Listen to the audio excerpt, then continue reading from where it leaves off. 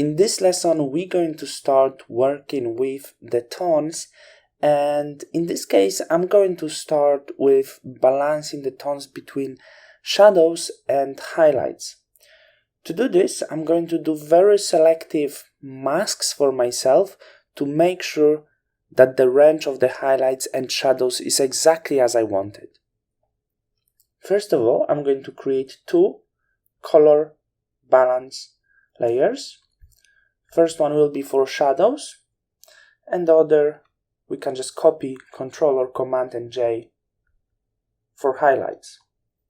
Remember to make them into color if you use color balance. I'm reminding you this, and of course, no matter what you will use, if it's color balance or curves or anything else, work with the blending mode color.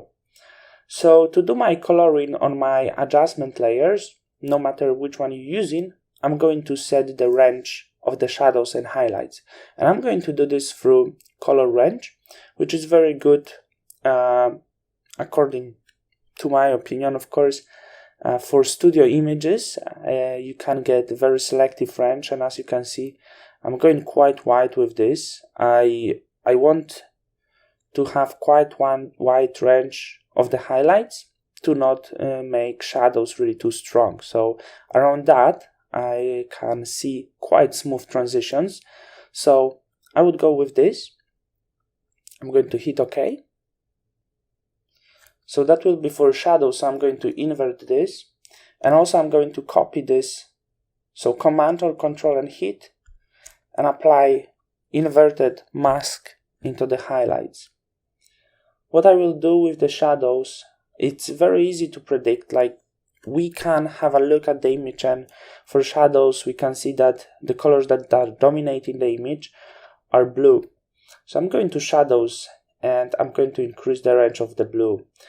It's quite high, even around up to 20. You could do the same using different tool, and I will try to show you this. For example, if we would be using something different than color balance, that could be curves, and the same way I could try to go with blue. As you can see, the result is maybe similar, just a little bit different, because from what I can see, I affecting more the model itself, which I actually like the effect as well. It's cooling the image. So as you can see, there is many different ways you can also do this, whether it's curves, whether it's color balance. I could do with something more. I'm gonna probably photo filter and choose the color I'm looking for. As you can see, many different ways. Outcome is slightly different in this case for the highlights, especially about photo filter, but manipulating whether it's curves or color balance, the outcome of your results will be very similar. I like color balance because I have something more. I can see the colors. I can work at the same point with blues and cyans, and selectively for the shadows. That's why it doesn't affect the highlights as much as the curves was. So that's why I'm choosing color balance, because once I choose the range for the shadows, and two, I also affecting only shadows, making sure that it's the shadows in the shadow tone. So I'm thinking around this would be okay. For the shadows, I'm going to switch into highlights, and the same, you can use any tool you want.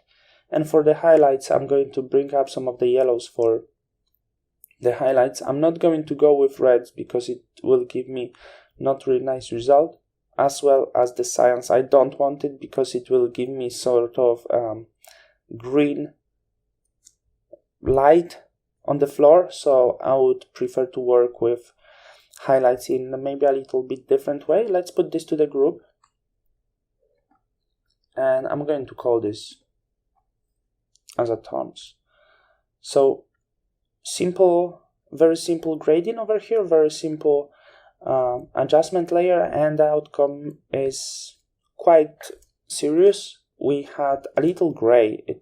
At first, probably after raw conversion, it looked like it's strong blue, but it was still gray. And now the image is really punching you with the blue color, something I was looking for.